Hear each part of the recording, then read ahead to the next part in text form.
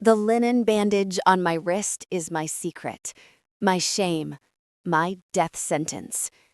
I am Scarlett, the last living heir of the Nightshade hunters, a lineage the brutal Lycan King swore to eradicate.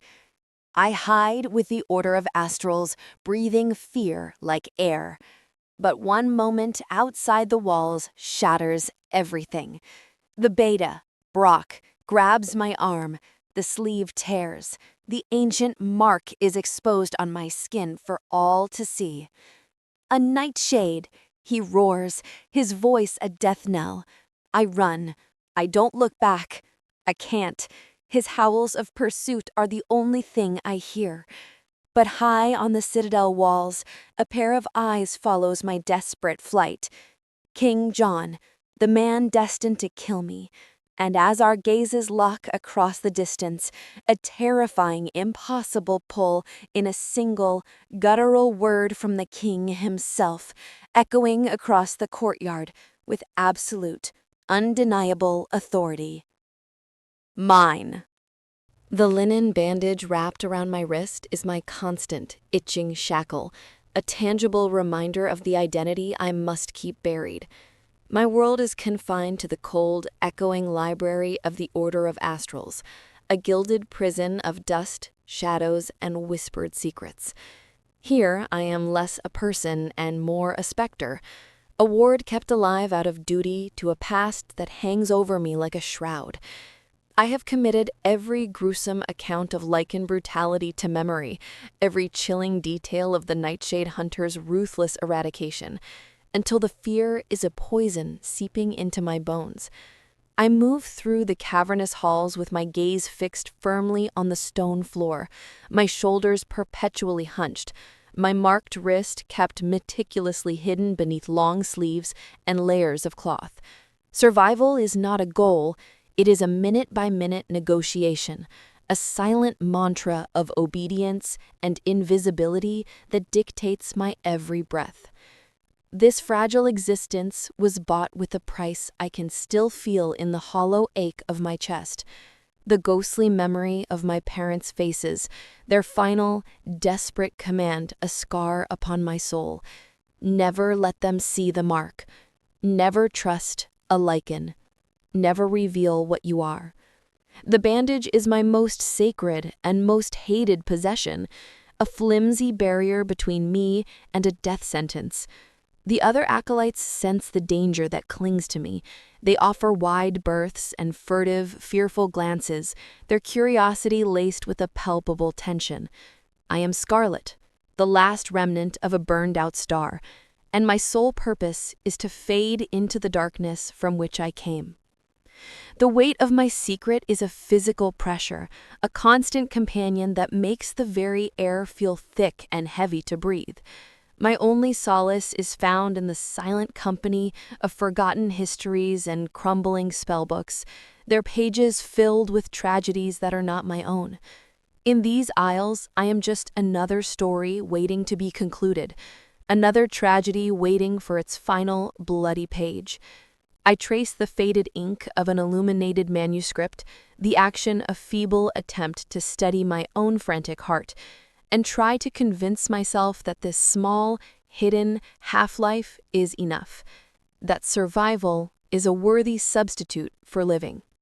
I press myself deeper into the shadows of the corridor, my heart hammering against my ribs, as I watch King John pace before his grandfather's portrait like a caged predator.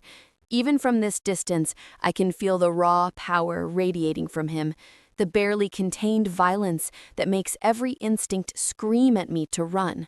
But I cannot move. I am frozen, transfixed by the sight of the man who has haunted my nightmares since childhood. His voice carries through the throne room, low and gravelly, speaking words that make my blood turn to ice. Find them. Kill them all. Let no nightshade draw breath while our people remember the poison they fed our children. The oath falls from his lips like a death sentence, each syllable a nail in my coffin. I watch as he runs his hands through dark hair, his massive frame taut with frustration and something else, something that looks almost like pain.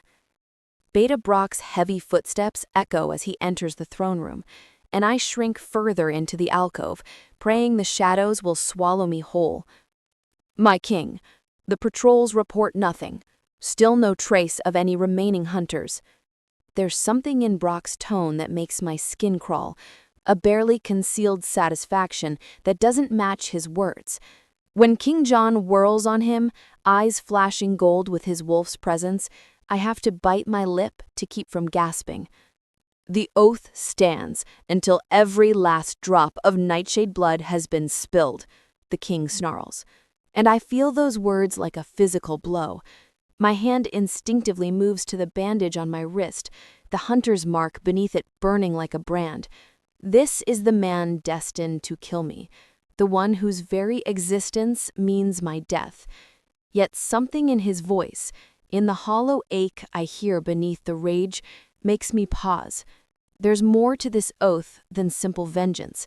There's a wound that refuses to heal, a burden that's slowly destroying him from within. The morning air bites at my cheeks as I slip through the postern gate, my heart already racing with the familiar terror of being outside the Order's protective walls. I shouldn't be here. Every fiber of my being screams that this is madness, but the Herbmaster's dying words echo in my mind. The moonbell flowers that bloom only in the wild groves beyond the citadel are our last hope for the fever spreading through the younger acolytes. Sister Marin lies unconscious, her small body burning with heat that no conventional remedy can touch.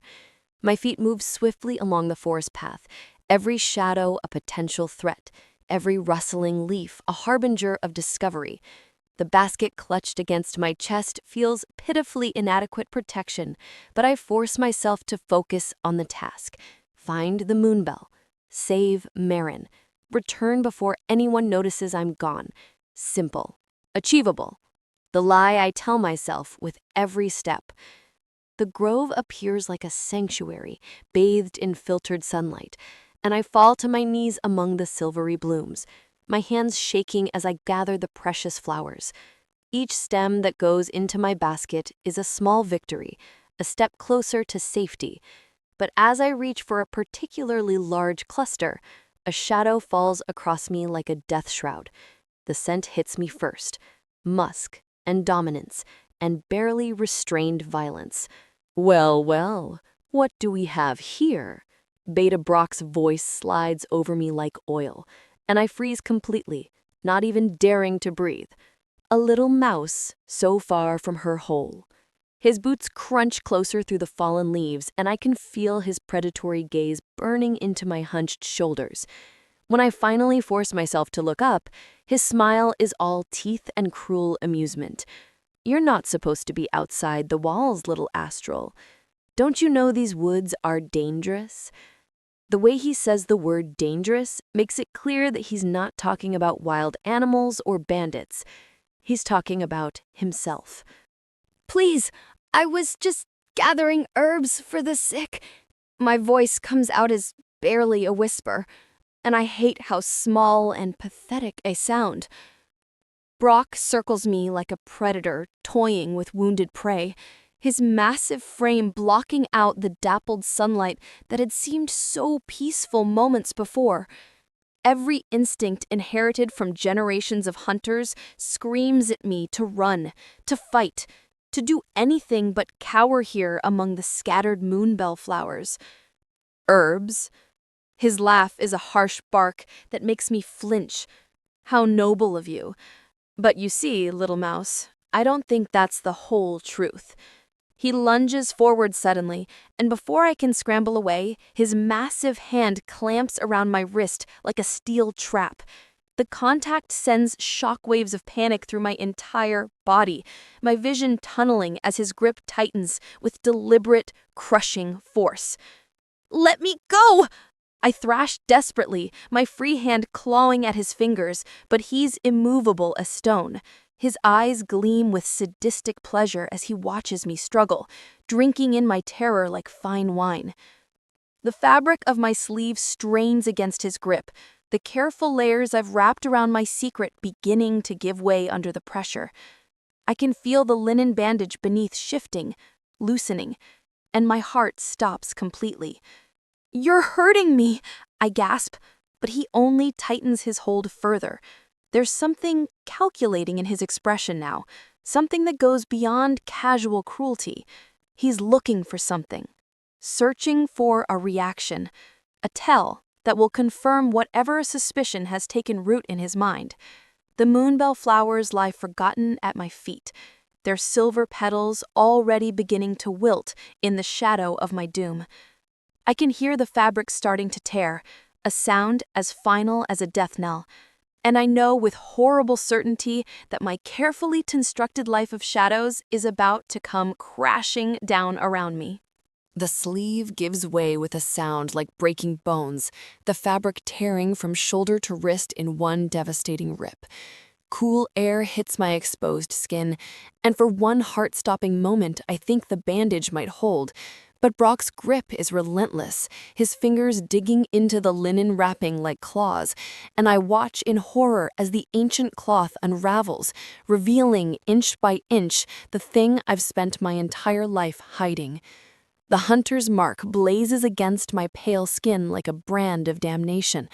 Intricate silver lines that form the shape of a crescent moon pierced by an arrow, surrounded by thorny vines that seem to writhe and shift in the dappled sunlight. It's beautiful and terrible, a work of art that marks me for death. The silence that follows its revelation is deafening, broken only by my ragged breathing and the distant call of ravens that sounds like mocking laughter. A nightshade. Brock's voice drops to a reverent whisper, as if he's discovered a religious relic. His grip loosens just enough for blood to flow back into my fingers, but he doesn't release me. Instead, he stares at the mark with the fascination of a man who's found the ultimate treasure. The last fucking nightshade, hiding under our very noses. His grin spreads across his face like poison, transforming his features into something monstrous. "Nightshade!" His roar shatters the peaceful grove, sending birds exploding from the trees in a cacophony of wings and cries. The word echoes off the stone walls of the distant citadel, carrying my death sentence to every ear within miles. "I've found her, the last of the hunter's scum." He releases my wrist so suddenly that I stumble backward, but his triumphant expression tells me that running is pointless now. The damage is done. My secret is screaming across the countryside in his voice, and there's no force in the world that can take it back. Terror gives me wings and I run. The basket of moonbell flowers explodes against a tree trunk as I abandon it, silver petals scattering like fallen stars in my wake. Brock's howls of triumph chase me through the forest, each bellow a promise of the violence to come. My feet find the narrow path through pure instinct, my body moving with a desperate grace I never knew I possessed. Branches tear at my hair and remaining clothes, but I don't slow down. I can't. Behind me, I hear the deep, resonant howl of Brock's wolf calling to the pack, summoning every lycanthrope within miles to witness his prize. The sound raises every hair on my body, primal fear flooding my system with adrenaline that makes the world sharp and crystalline. I burst from the tree line like a deer fleeing hunters, my torn sleeve streaming behind me like a banner of defeat, the hunter's mark on my wrist catching the sunlight with each desperate stride. The citadel walls loom before me, impossibly tall, and crowned with battlements where figures are already gathering, drawn by Brock's triumphant calls. I know I should find somewhere to hide, should disappear into the maze of alleys and shadows that surround the fortress, but something pulls my gaze upward to the highest tower where a solitary figure stands silhouetted against the sky. Even at this distance, I can feel the weight of his stare, the intensity of his attention like a physical force. King John, the man whose oath demands my death, stands motionless as a statue, watching my desperate flight with eyes that seem to burn straight through me. Our gazes lock across the impossible distance, and the world tilts on its axis. Something passes between us in that moment. Recognition, acknowledgement, a connection that defies everything I've been taught to believe. His lips move, forming a single word that somehow reaches me across the courtyard, despite the chaos, despite the distance, despite every law of nature. Mine. The word hits me like a physical blow, stopping me dead in my tracks, even as Brock's pursuit grows closer.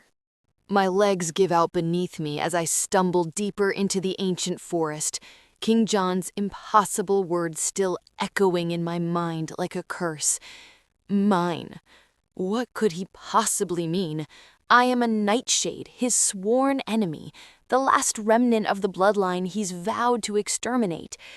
Yet something in the way he spoke that single syllable makes my skin burn and my heart race in ways that have nothing to do with fear. The undergrowth tears at my ruined clothes as I crash through brambles and fallen logs, my breath coming in sharp, painful gasps. Every shadow could hide a lycanthrope. Every rustling leaf could herald my death. Yet I push forward with the blind desperation of prey that knows the pack is closing in. The hunter's mark on my exposed wrist throbs like a fresh wound, as if the ancient magic within it recognizes how close I am to fulfilling the destiny carved into my very bones. Behind me, the howls multiply and grow closer. Not just Brock now, but others answering his call, their voices weaving together in a symphony of pursuit that make my knees buckle with terror. I press myself against the rough bark of an enormous oak tree, trying to make myself small, invisible, anything but the glaring target I've become. The moonbell flowers I'd risked everything to gather lie forgotten somewhere behind me. Sister Marin's fever, no longer the most pressing concern in a world that's suddenly tilted toward apocalypse. A branch snaps somewhere to my left, and I bolt again, running blindly through terrain that grows more treacherous with each step. My ankle turns on loose stone, sending me sprawling into a bed of moss and rotting leaves, and for a moment I lie there gasping like a landed fish. This is how it ends, then. Not in some grand final battle between ancient enemies, but with me cowering in the dirt like a wounded animal, waiting for the wolves to find me. The irony tastes bitter on my tongue. The sound of approaching footsteps freezes the blood in my veins, but when the figures emerge from between the trees, they're not the snarling pack members I expected. 3 lycanthropes in the deep blue livery of the Royal Guard move through the forest with predatory grace, their eyes glowing amber in the filtered sunlight. The one in the lead raises his hand in what might be a peaceful gesture, but the silver sword at his hip tells a different story. Miss Scarlett of the Order of Astrals? His voice is surprisingly gentle, nothing like the brutal snarls I've learned to associate with lycanthropes. By order of King John, you are to come with us immediately. There's no threat in his words, no promise of violence, yet the absolute authority behind them makes my legs go weak. This isn't a request, or even an arrest. This is a royal summons, and refusing isn't an option that exists in this world. I struggle to my feet, swaying slightly as the forest seems to tilt around me. I don't understand, I whisper, though even as the words leave my lips, I know they're a lie. I understand perfectly. Somehow, inexplicably, the Lycan King has claimed me under his personal protection. The thought should be comforting, but all I can think about is the portraits I've seen of his grandfather's victims, the stories of hunters tortured for days before their eventual execution. The king wishes to speak with you, the guard continues, and now I notice the way his companions have positioned themselves, not threatening, but forming a protective circle that would shield me from any external attack. We are to escort you safely to the citadel. The word safely hangs in the air like a promise, but promises from lycanthropes are worse than worthless. They're traps wrapped in false hope, designed to make prey walk willingly to their slaughter. Yet as I look into the guard's amber eyes, I see something I've never expected to find in a lycanthrope's gaze. Genuine concern. The massive doors of the throne room swing open with a sound like thunder, and I'm escorted into a space so vast it seems to have its own weather system. Columns of black marble stretch toward a vaulted ceiling, painted with scenes of lycanthrope victories, while ancient banners hang like judge and jury along the walls. The air is thick with the scent of power and old blood, making my hunter instincts scream warnings that my rational mind is too paralyzed to process. Pack members line both sides of the hall, a sea of amber eyes and barely contained hostility that makes my skin crawl. Their whispers follow my progress like the buzz of angry wasps, and I catch fragments of their conversations that make my stomach lurch. Nightshade scum should tear her throat out. King's gone soft. Beta Brock stands near the throne's base with a triumphant smile that promises all manner of creative tortures, his earlier discovery having elevated him to the status of conquering hero. At the far end of this gauntlet of hatred sits the Lycan King himself, and the sight of him steals what little breath I have left. King John is nothing like the monster I'd imagined from the stories. He's younger than I expected, perhaps 30, with dark hair and eyes that shift between human brown and wolf gold, depending on the angle of light. Power radiates from him like heat from a forge, making the very air shimmer with barely contained energy that raises every hair on my body. But it's not his obvious strength that stops my heart. It's the way he's looking at me.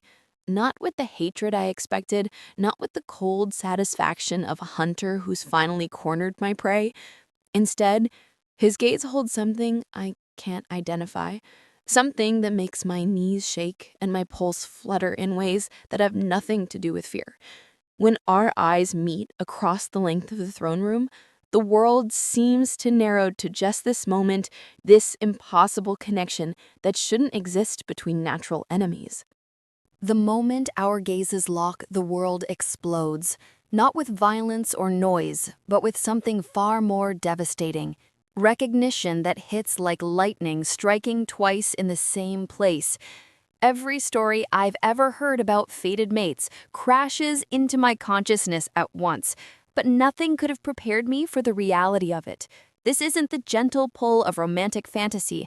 This is a cosmic collision that rewrites the fundamental laws of my existence. The bond snaps into place with enough force to drive me to my knees, a golden thread that stretches between us and burns with the intensity of molten metal. I can feel his wolf reaching for mine, except I don't have a wolf. I'm human, yet something deep in my soul responds anyway. It's as if a part of me that I never knew existed suddenly comes alive, singing a harmony to his wolf song that makes my bones ache with its beauty and impossibility. King John surges to his feet, his massive frame trembling with the same shock that's currently rewiring my nervous system. His eyes blaze pure gold now, his wolf so close to the surface that I can see the exact moment he recognizes what's happening. "Impossible," he breathes, the word carrying clearly across the suddenly silent throne room. Every pack member present turns to stone, their conversations dying mid-sentence as they witness something that shouldn't exist. The scent of him floods my senses, pine and leather and something wild that makes my hunter instincts go haywire in the most confusing way possible. I should be terrified, should be running, should be doing anything except standing here drowning in the amber depths of his eyes, while my soul reaches toward his like a plant seeking sunlight. But the bond holds me captive, whispering impossible truths that I'm not ready to accept. This man, this king who swore to exterminate my bloodline, is my fated mate. And judging by the stunned expression on his face, he feels it too. "I claim her." King John's voice booms through the throne room with the finality of divine decree, each word hitting the assembled pack like a physical blow.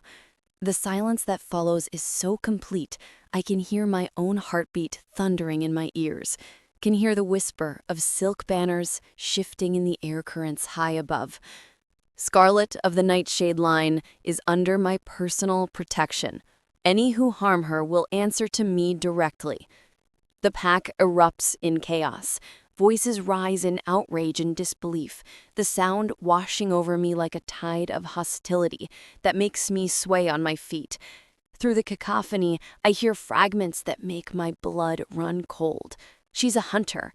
This is madness. The oath demands her death. But King John remains unmoved, his presence expanding to fill the throne room until even the loudest voices fade to whispers under the weight of his authority. Beta Brock steps forward, his face purple with rage and something that looks suspiciously like panic. "My king, you cannot mean this. She bears the mark of our greatest enemies. Your grandfather's blood cries out for vengeance." His words strike me like physical blows, each syllable a reminder of exactly what I am and why I should be dead already. The hunter's mark on my wrist burns as if responding to his accusations, the ancient magic within it pulsing with defensive energy. "I have spoken," King John replies, his tone dropping to a dangerous quiet that makes even Brock take a step backward. "The girl is mine to deal with as I see fit. Question my judgment again, Beta, and find yourself reminded why I wear this crown." The threat hangs in the air like drawn steel, and I realize with dawning horror that he's just declared war on his own pack for the sake of protecting me. The mate bond pulses between us, warm and impossibly strong, but all I can think about is how many lycanthropes will die because of what I am. The tower room they bring me to is beautiful enough to be a fairy tale prison, all silk hangings and polished wood and windows that look out over a kingdom I'll never be allowed to explore. But the heavy bar that slides home across the door makes it clear that this gilded luxury is still a cage, no matter how prettily it's decorated. I press my palm against the cool glass of the window and watch the pack members moving through the courtyard below like ants, their upturned faces filled with hatred that makes my skin crawl. The bond thrums constantly now, a golden cord that stretches from my heart toward wherever King John might be in this massive citadel. I can feel his emotions like echoes, confusion, desire, fury, and underneath it all, a bone-deep loneliness that makes my chest ache in sympathy. How is this possible? How can I be connected to the man who swore to exterminate my bloodline? The questions circle endlessly in my mind, finding no answers that make sense of this impossible situation. A servant arrives with food I'm too nervous to eat and clothes to replace my torn and filthy garments, but she won't meet my eyes, and her hands shake as she sets down the silver tray. Word of what I am has already spread through the citadel like wildfire, and I can see the fear in her every movement. To her, I'm not a terrified girl locked in a tower. I'm a nightshade, a creature from her worst nightmares made flesh. When she leaves, I finally allow myself to collapse onto the enormous bed, my body shaking with exhaustion and shock, and the overwhelming weight of everything that's changed in the span of a single day. The hunter's mark on my wrist catches the afternoon light streaming through the windows, and I trace its familiar lines with trembling fingers. This morning, I was nobody, a hidden ward who might live her entire life in shadow. Now I'm the fated mate of a Lycan King, a prisoner in a tower and the center of a storm that might tear an entire kingdom apart. The guard outside my door never moves. For 3 days, I've watched him through the crack beneath the wooden barrier, and his boots remain planted in exactly the same position, like he's been carved from stone. His name is Marcus, I learn from the servants who bring my meals, and he's one of King John's most trusted men. The knowledge should be comforting, but instead it feels like another shackle. I'm not just imprisoned, I'm being watched by someone whose loyalty to my captor is absolute. Marcus speaks only when spoken to. His response is clipped and professional, but I catch him staring sometimes when he thinks I'm not looking. Not with the hatred I've grown accustomed to from the other pack members, but with a curious intensity that makes my skin crawl. He's studying me, cataloging my habits and weaknesses like a hunter learning his prey's patterns. The thought sends ice through my veins, because what if this protection is just an elaborate game? What if King John is simply savoring the anticipation before he fulfills his oath? The meals arrive at precise intervals, always accompanied by Marcus's silent inspection of the room, always followed by the heavy slide of the bar across my door. The routine should be reassuring in its predictability, but instead it feels like a countdown to something terrible. Each day brings me closer to whatever fate the king has planned, and the uncertainty is slowly driving me mad. Today brings a new addition to my gilded prison. Books from the royal library, their leather bindings worn smooth by countless hands. Marcus sets them on my table without comment, but I catch him staring sometimes when he thinks I'm not looking.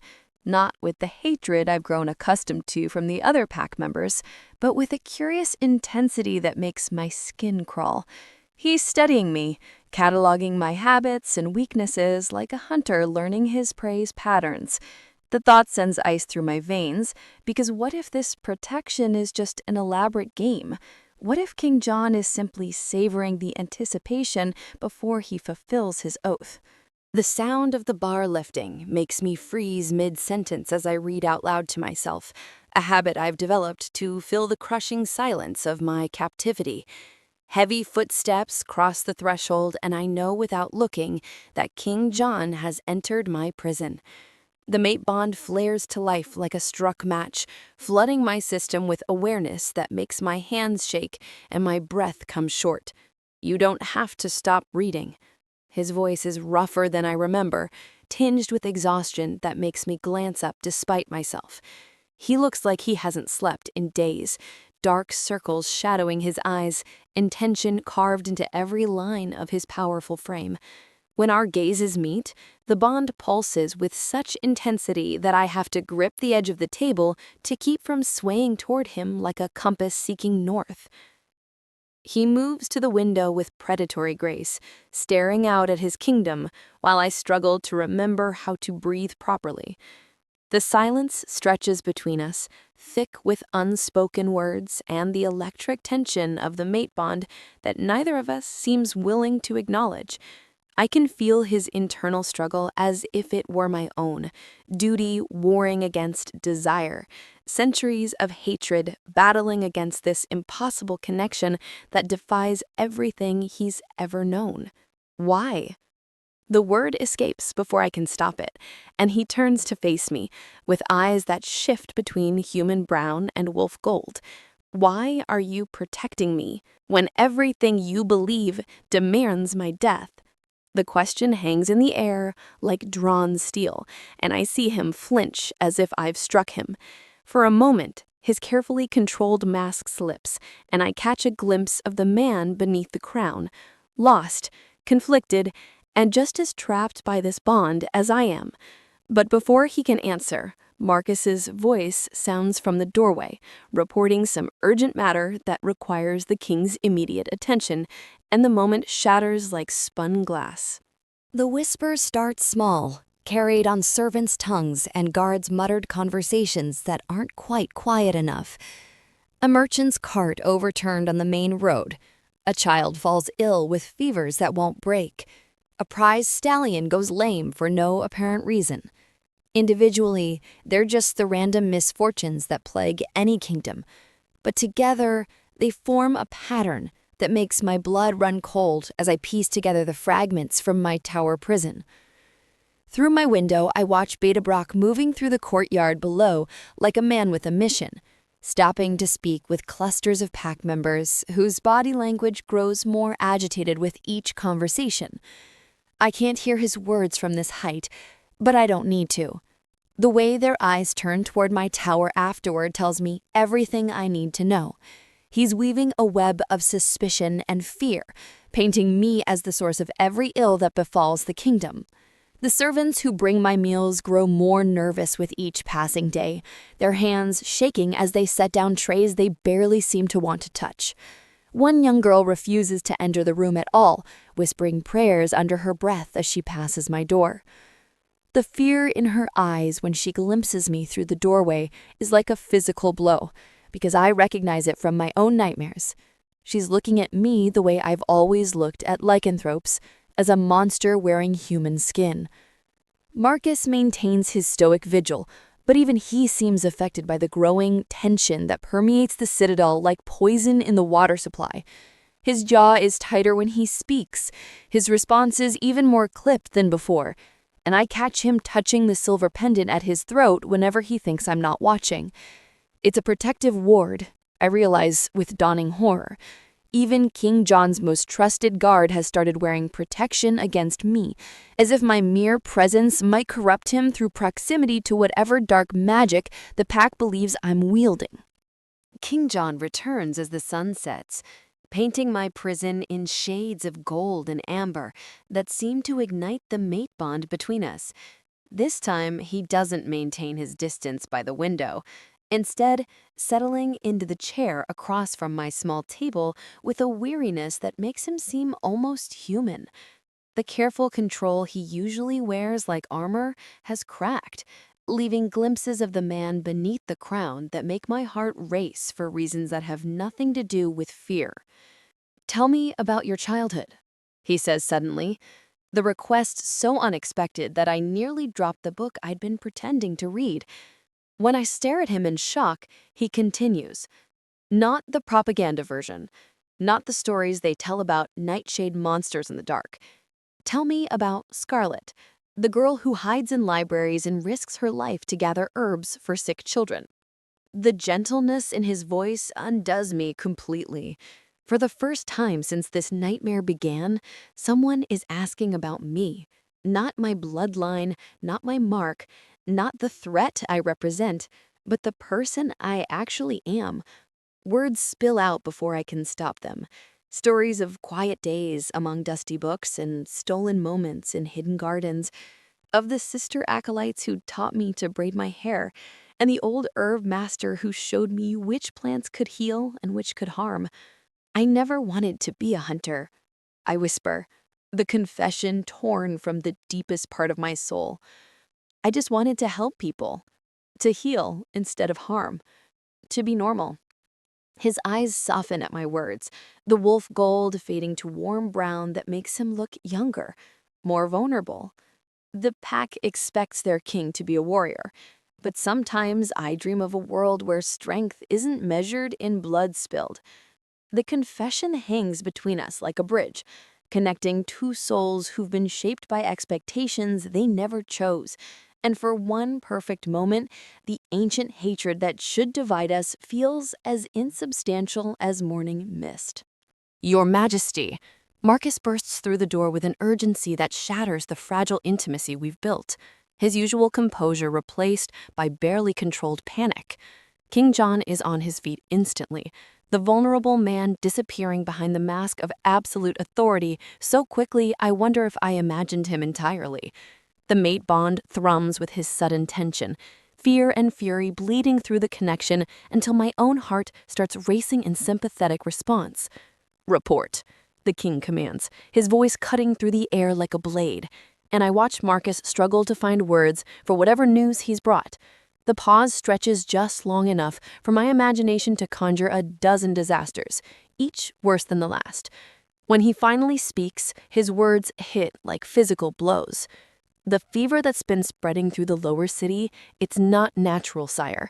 The healers have found traces of hunter's poison in the water supply."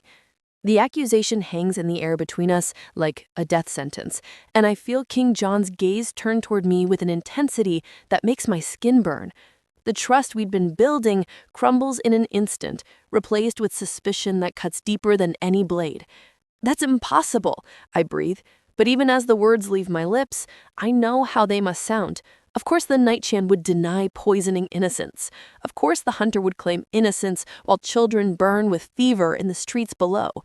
Brock is mobilizing the guard. He says the evidence is overwhelming, that keeping a Nightshade alive has brought a curse upon the kingdom.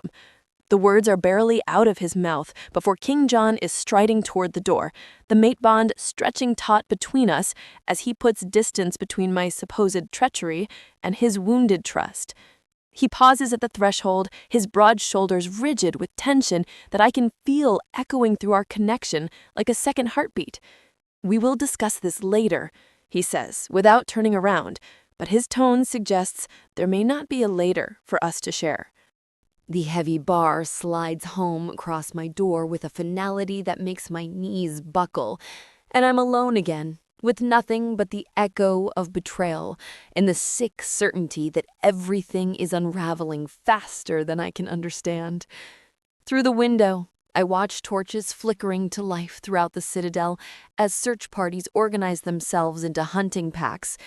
The sight makes my hunter's mark burn like a brand against my wrist, ancient magic responding to the threat that surrounds me on all sides.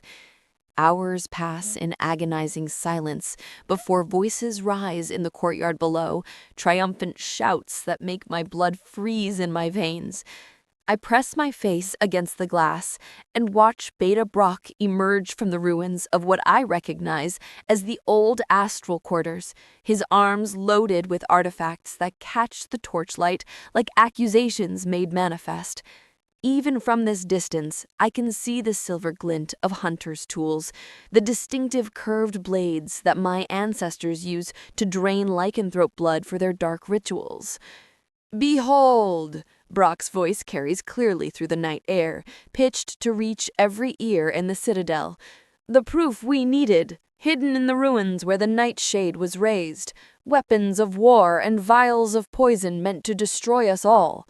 The crowd's roar of outrage makes the very stones of my tower tremble, and I watch in horror as pack members surge forward to see the evidence of my supposed treachery with their own eyes. But something about the scene below makes my trained hunter's instinct scream warnings that my rational mind is too panicked to process immediately. The artifacts are too clean, too perfectly preserved for relics that should have been hidden for decades. The way Brock displays them seems rehearsed, theatrical, as if he's playing a role he's practiced many times before. And most damning of all, I recognize some of those tools from the Order's museum. Pieces that were kept as historical curiosities rather than functional weapons. The realization hits me like a physical blow. Brock isn't revealing evidence, he's manufacturing it, creating the perfect justification to demand my execution while undermining King John's authority in the process. Sleep is impossible when you can feel death creeping closer with each passing hour. I pace my gilded cage like a caged animal, the mate bond providing a constant stream of King John's emotions, confusion, anger, and underneath it all, a growing sense of betrayal that cuts me deeper than any blade. Through our connection, I feel him wrestling with evidence that seems insurmountable, trying to reconcile the woman who spoke so softly about healing with the monster his pack believes me to be. The first light of dawn brings Marcus and 2 additional guards, their faces grim as they enter my chamber with the formality of an execution detail. "By order of the king, your quarters are to be searched for contraband," Marcus announces, though his eyes won't quite meet mine. Something in his tone makes my skin crawl. This isn't a search. It's a performance, and I'm the unwilling star of a tragedy someone else has written. I watch in growing horror as they systematically tear apart my beautiful prison, overturning furniture and emptying drawers with the thoroughness of men who know exactly what they're looking for. When Marcus kneels beside my bed and reaches underneath the mattress, the triumph that flickers across his features tells me everything I need to know. His fingers emerge clutching a small glass vial filled with dark liquid that seems to absorb the morning light, and the scent that wafts from it makes my hunter's instincts recoil in recognition. "Nightshade extract," he says quietly, holding the vial up to the light so the other guards can see its contents clearly. Enough to poison half the citadel's water supply. The accusation hangs in the air like a death sentence, and I realized with dawning horror that someone has planted the perfect evidence of my guilt in the one place I couldn't possibly deny accessing. My legs give out beneath me as the trap closes around my throat, and all I can do is whisper the truth that no one will believe. "That's not mine. I swear on my parents' graves, that's not mine." The throne room has been transformed into a court of judgment, packed with every lycanthrope in the citadel who can squeeze through the massive doors. The air thrums with barely contained violence, hundreds of amber eyes fixed on me with the focused intensity of predators who finally cornered their prey. I marched down the center aisle in chains that burn against my skin with their silver content, each step echoing like a funeral bell in the vaulted space. Beta Brock stands at the base of the throne like an avenging angel, his voice carrying easily through the charged atmosphere as he catalogues my supposed crimes. Behold the last Nightshade, caught red-handed with the tools of their ancestors' trade. The poison that burns through our children's veins flows from this creature's hands. The crowd roars its approval, the sound washing over me like a tide of hatred that makes my knees shake beneath my weight. King John sits motionless on his throne, his face a mask of cold marble that gives away nothing of his thoughts. But through the mate bond, I can feel the war raging in his soul, duty battling against desire, evidence warring against instinct, the weight of his crown crushing the man beneath. When his eyes meet mine, I see no warmth there, no recognition of the connection that still burns between us like molten gold. He's looking at me the way his ancestors looked at mine, as a threat to be eliminated. The evidence speaks for itself, Brock continues, gesturing toward the display of planted artifacts and the vial of poison that supposedly came from my room. Ancient law is clear on the fate of those who would poison the innocent. The Nightshade must burn. The crowd's blood-thirsty cheers make the very stones tremble, and I realize with crystal clarity that this isn't a trial.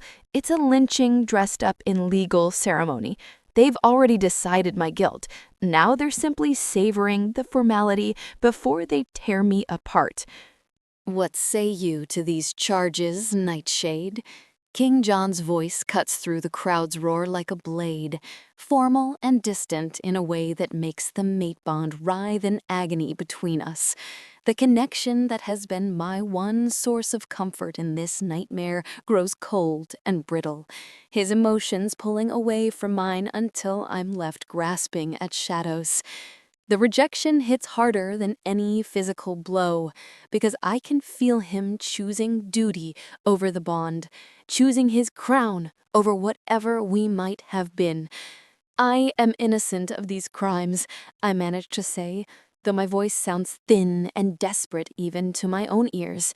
I have never harmed a child, never poisoned water, never wielded the weapons of my ancestors. I am not the monster you believe me to be. The words feel hollow as they leave my lips, because I can see in the crowd's faces that truth is irrelevant now. They need someone to blame for their suffering, and I'm the perfect scapegoat. A Nightshade, alone and defenseless, with no one to speak for my innocence. Yet the poison was found in your chambers, King John replies, his tone as inflexible as iron. The weapons discovered where you were raised.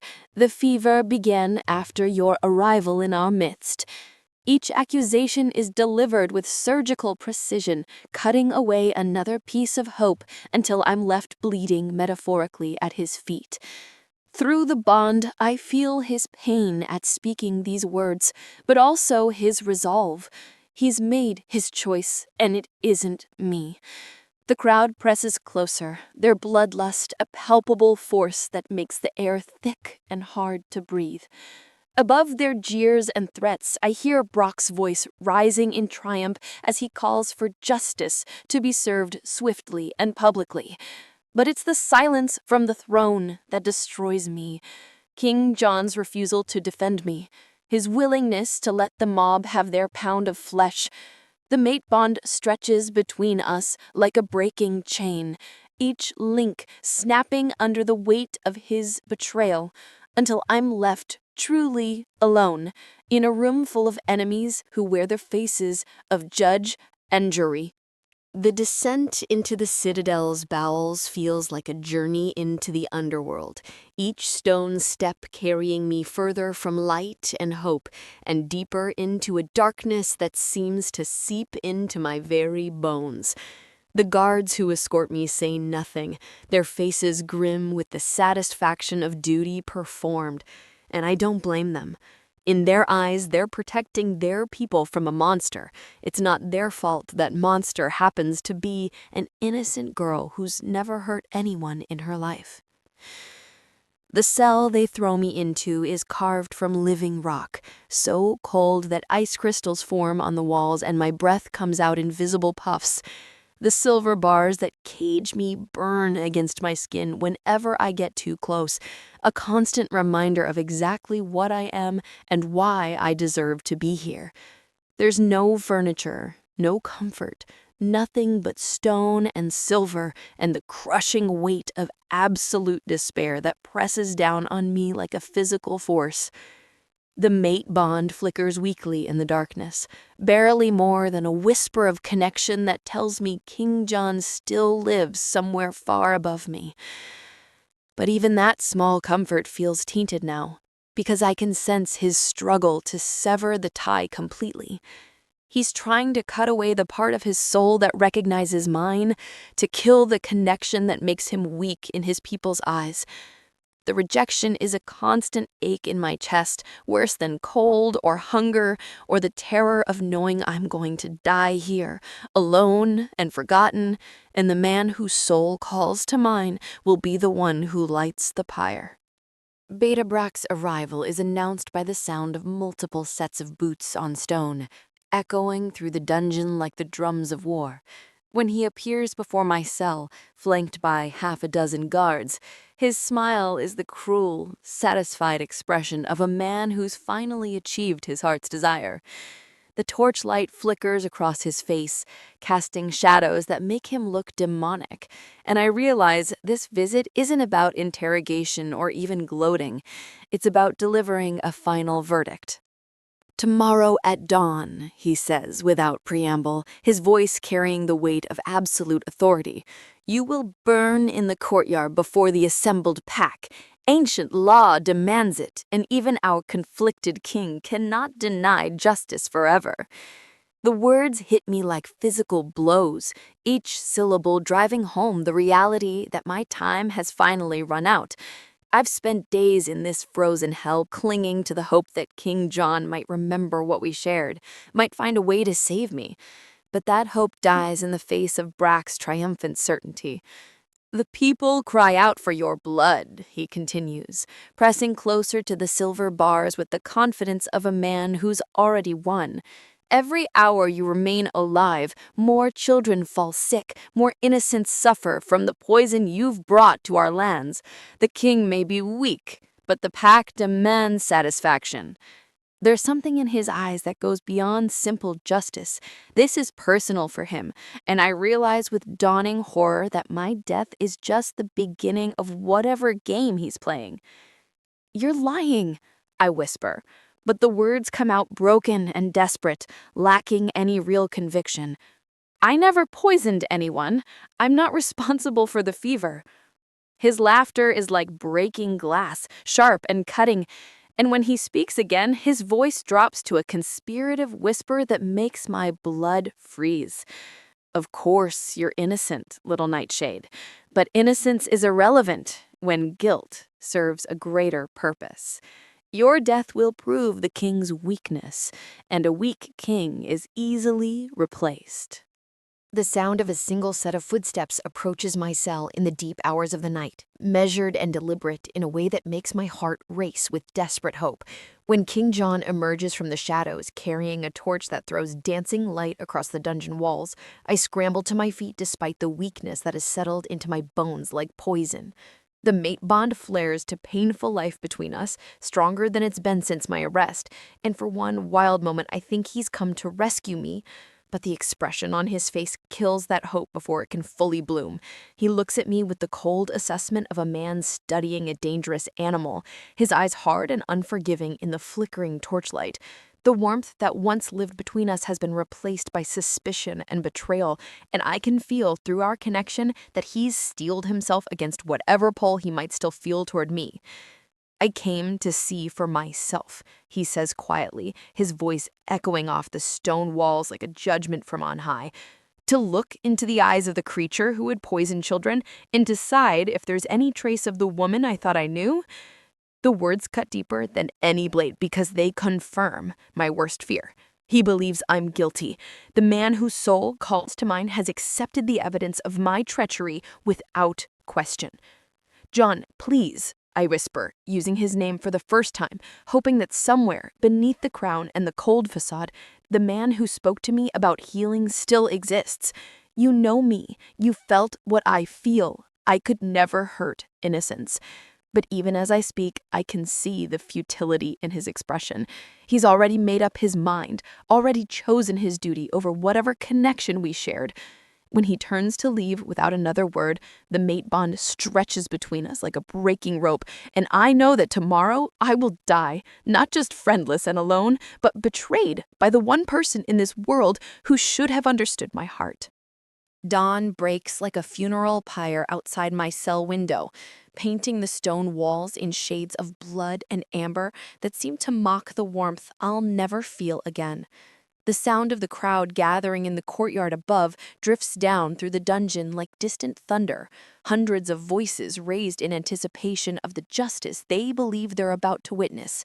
My execution has become a celebration, and the knowledge sits in my stomach like a stone.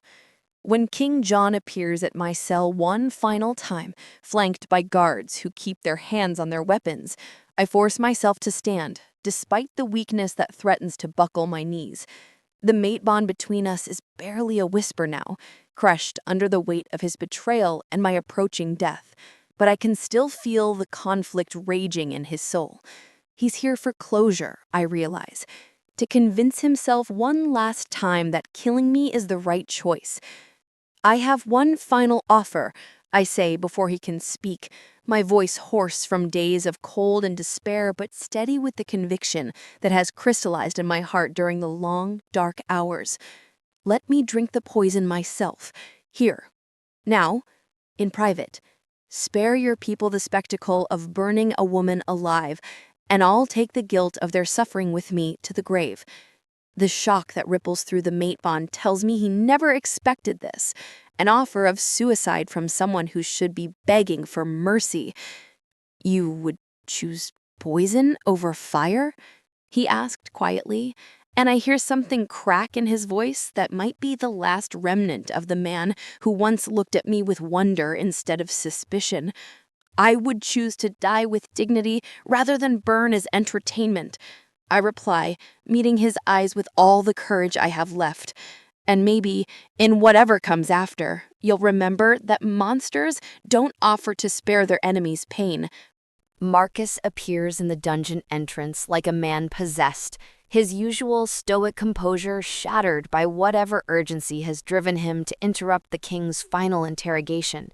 His face is pale with shock, his hands shaking as he clutches a leather satchel against his chest, like it contains the secrets of the universe. The sight of him in such distress sends alarm bells ringing through my exhausted mind. Marcus doesn't break composure for anything short of catastrophe. "Sire, you must see this immediately," he gasps, his voice raw with the kind of desperation that makes King John straighten to his full, imposing height. I found these hidden in Beta Brock's quarters. Correspondence, purchase orders, evidence of... He stops, his eyes flickering toward me with an expression I can't quite read. Evidence that changes everything.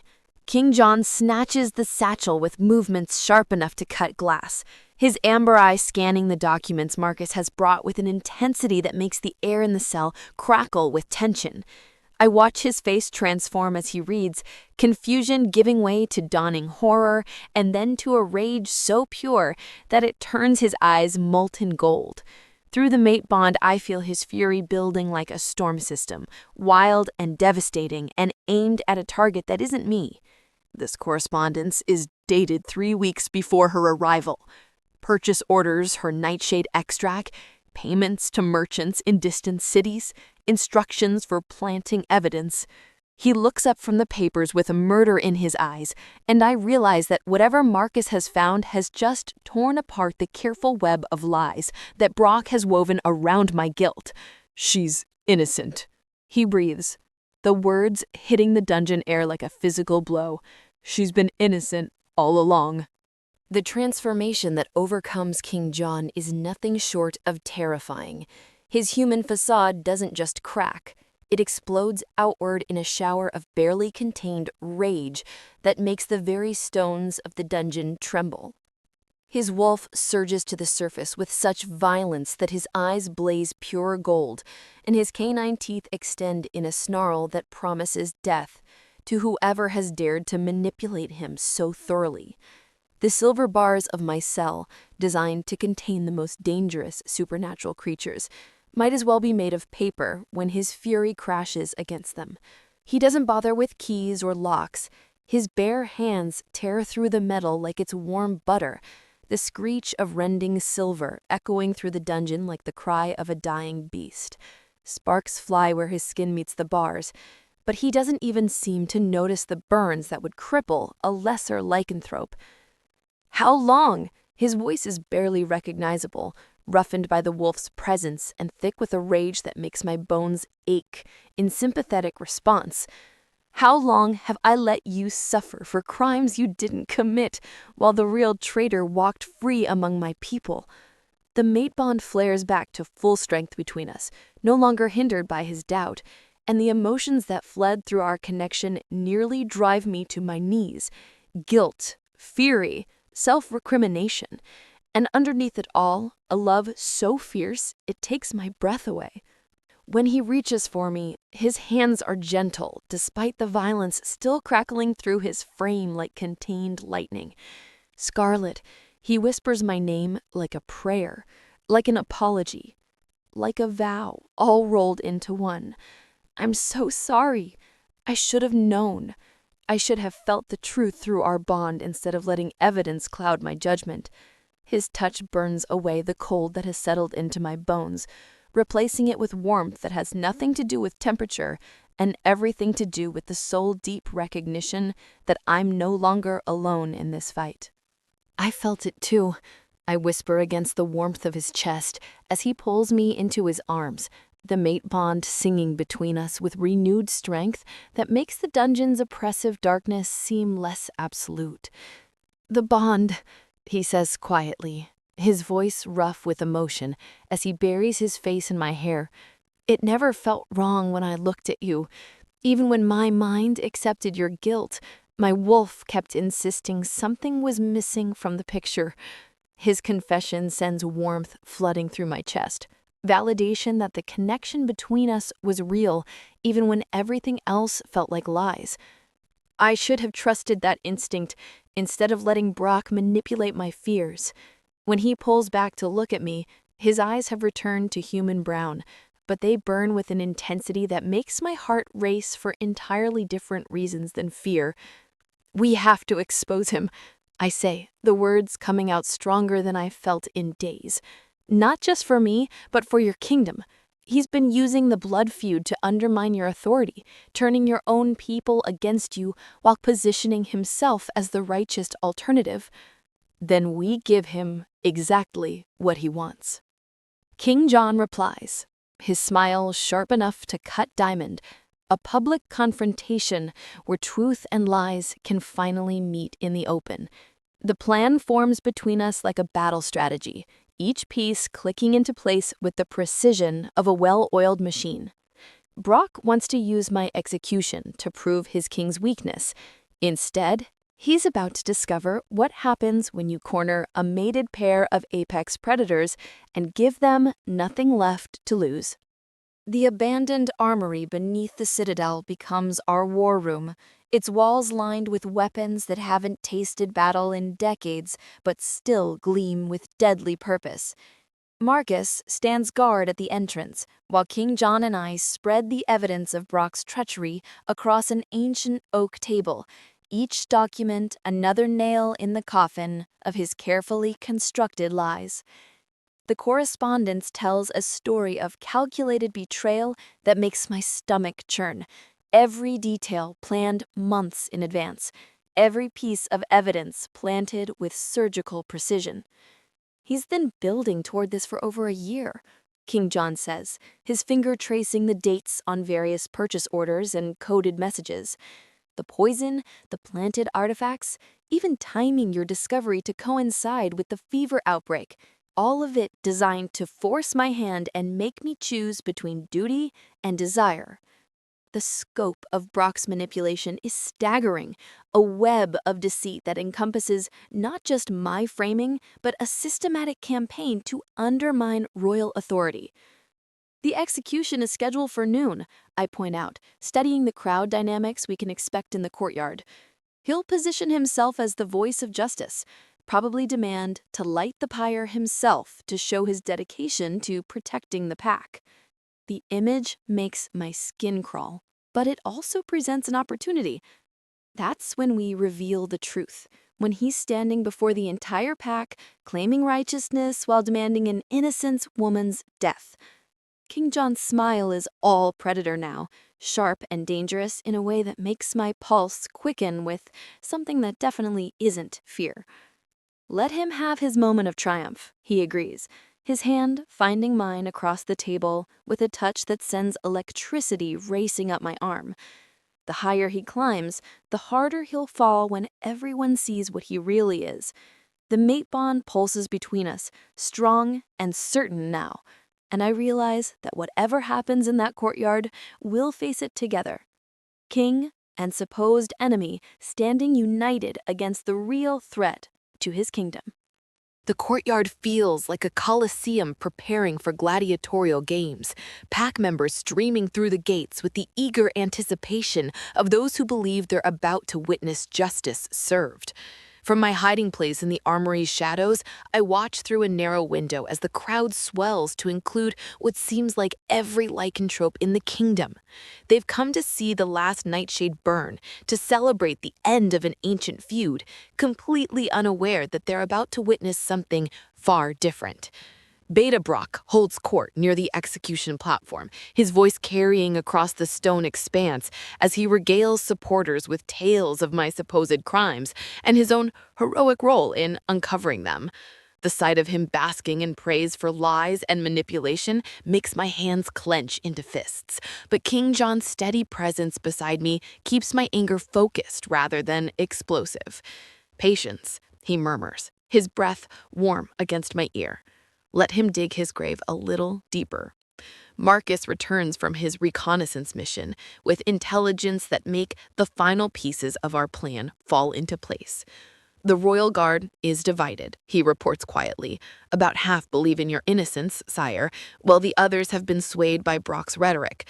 But the common pack members, they're here for spectacle more than justice. Show them truth and they'll follow it."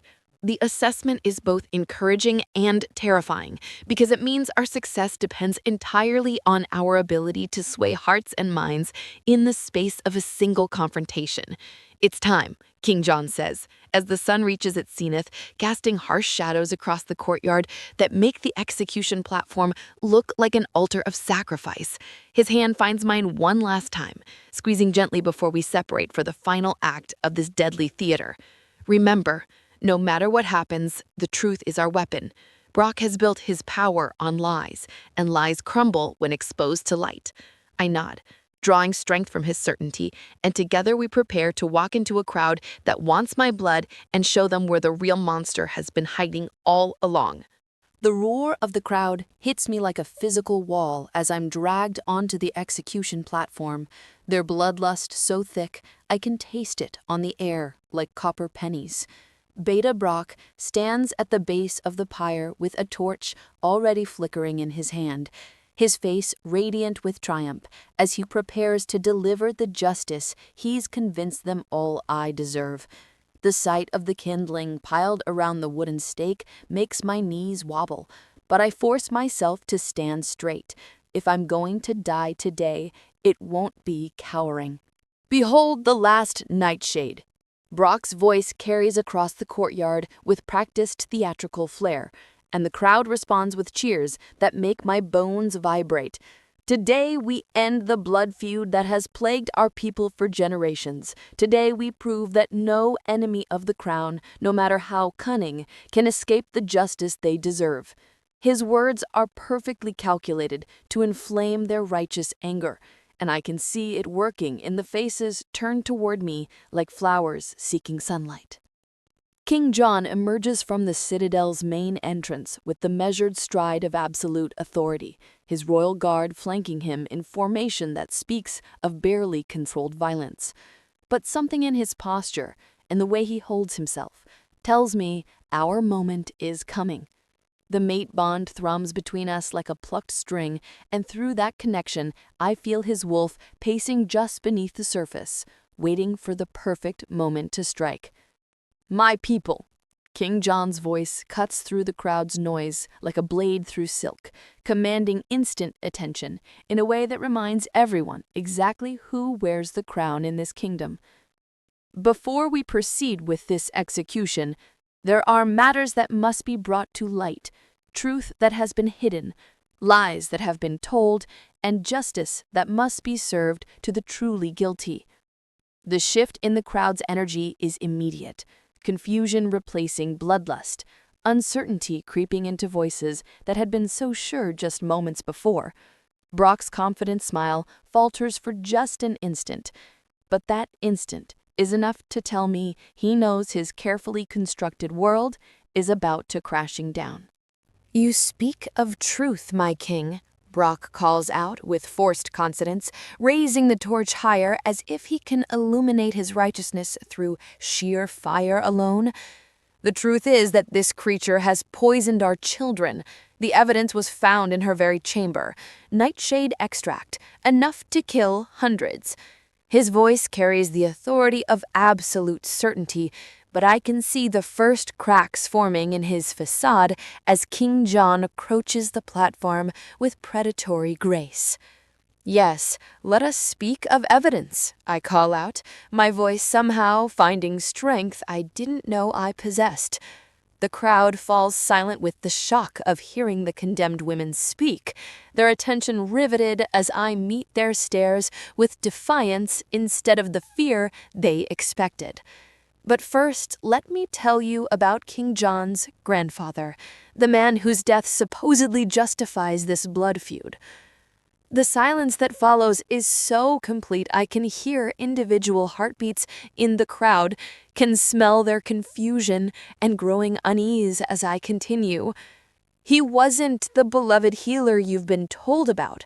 He was a tyrant who poisoned his own people, who used his healing touch as a weapon to control and murder anyone who opposed him. My ancestors didn't assassinate a saint, they executed a monster to save both our races from his madness. The crowd erupts in outrage, their voices raised in denial and fury, but through the mate bond I feel King John's grim satisfaction as he produces a leather-bound journal from his cloak. "She speaks the truth," he declares, his voice cutting through their protests like a sword through silk. "I found this in my grandfather's private chambers, hidden behind false walls where it has waited decades to reveal its secrets." He opens the ancient tome and begins to read passages that make the blood drain from every face in the courtyard. Confessions of deliberate poisoning and systematic murder that paint his revered ancestor as the true monster in this story. The journal's revelations hit the crowd like a physical blow, generations of carefully maintained propaganda crumbling under the weight of written confession in their beloved king's own hand. Voices rise in confusion and denial, pack members turning to each other with the lost expressions of people whose fundamental beliefs have just been shattered. Through it all, Beta Brock stands frozen at the base of the pyre, his torch wavering as his perfect moment of triumph turns to ash in his hands. "This changes nothing," he shouts desperately, his voice cracking with the strain of trying to hold on to control as it slips through his fingers like water. She still bears the mark. She's still brought poison to our lands. The fever still burns through our children because of her presence." But his words lack the conviction they held just minutes ago, and I can see doubts spreading through the crowd like ripples in a disturbed pond. King John steps onto the platform beside me with movements that speak of absolute authority, his presence commanding attention from every soul in the courtyard. When he speaks, his voice carries the weight of royal decree that has shaped kingdoms and toppled empires. By the evidence presented and the truth finally revealed, I hereby pardon the Nightshade lineage of all crimes against the crown. They were heroes, not villains, and their sacrifice saved us all from a madman's reign. The crowd's gasp is audible, a collective intake of breath that seems to suck the air out of the courtyard. But King John isn't finished. He turns toward Brock with eyes that blaze gold with his wolf's presence, and when he speaks again, his words carry the promise of divine retribution. But there is still a traitor among us. Someone who has used this ancient lie to manipulate my people, to poison innocents, and to frame a woman whose only crime was existing in the wrong bloodline. His finger points at Brock like an accusation made manifest, and I watch the beta's face go white as death as he realizes his careful house of cards is collapsing around him. "You dare accuse me?" Brock's voice rises to a near shriek as desperation finally breaks through his calculated composure, the torch in his hand shaking so violently that burning embers fall like deadly snow around his feet. "I am the one who discovered her treachery. I am the one who brought evidence of her crimes. I am the one who has served this pack faithfully, while you—" His words cut off abruptly as King John produces the leather satchel Marcus found, documents spilling from its depths like accusations given physical form. Faithfully? King John's laugh is sharp enough to cut diamond, his wolf so close to the surface that his voice carries inhuman harmonics that make the crowd press backward in instinctive fear. Is it faithful to purchase poison from distant merchants? Is it loyal to plant evidence in an innocent woman's chamber? Is it serving your pack to orchestrate a coup using manufactured crisis as your justification? Each question is accompanied by the rustle of papers being held aloft for the crowd to see, proof of Brock's treachery written in his own hand. The beta's torch falls from nerveless fingers, hitting the stone platform with a shower of sparks that seems to mirror the collapse of his carefully constructed world. Around the courtyard, pack members who had been calling for my blood just minutes before now turn toward him with expressions of dawning horror and rage. The transformation is swift and brutal, from hero to villain in the space of a heartbeat, his supporters melting away like morning mist before the sun. "The penalty for treason against the crown is death," King John continues, his voice carrying the finality of absolute judgment. "But I am not my grandfather. I will not stain my reign with unnecessary blood." He raises his voice to address the entire assembly, every word chosen with the precision of a master strategist. "Beta Brock, for the crimes of treason, conspiracy, and the attempted murder of an innocent, I strip you of all rank and title. You are banished from this kingdom, never to return on pain of death. Take nothing but the clothes on your back and the knowledge that your ambition has cost you everything." The sentence hits Brock like a physical blow, his knees buckling as the reality of his complete and utter defeat crashes down upon him like an avalanche of his own making. The silver chains that bound me for execution now lie in pieces at my feet, shattered by King John's own hands in a gesture that speaks louder than any royal proclamation. The crowd that came to witness my death now watches in stunned silence as their king helps me down from the platform where I was supposed to barn, his touch gentle, despite the power that still crackles through his frame like contained lightning. "My people," he addresses the assembly with the voice of a ruler who has been tested by fire and emerged stronger. "Today you have seen the truth triumph over lies, justice prevail over manipulation. But you have also seen something more. You have witnessed the power of the mate bond, the recognition that transcends blood feuds and ancient hatred. His arm settles around my waist with possessive certainty, and through our connection, I feel his absolute conviction in what comes next. Marcus approaches with a small velvet cushion, and my breath catches as I see what rests upon its surface, a crown of white gold in sapphires that catches the afternoon light like captured starfire. It's not the heavy, imposing circlet of absolute monarchy, but something more delicate yet no less powerful, designed for a queen who rules through wisdom rather than fear. Scarlett of the Nightshade line, King John's voice carries across the courtyard with formal ceremony. Will you accept the crown of Luna, to rule beside me as equal partner in all things? The question hangs in the air like a held breath, and I realize that every eye in the courtyard is fixed on me with expressions that have transformed from bloodlust to something approaching awe. These people who wanted my death an hour ago are now witnessing their king offer me the ultimate symbol of acceptance and power. When I nod my acceptance, my voice somehow steady, despite the magnitude of the moment. I will. The crowd's cheer shakes the very stones of the citadel itself. The crown settles on my head with surprising lightness, as if it were made specifically for me, rather than hastily commissioned in the space of an afternoon.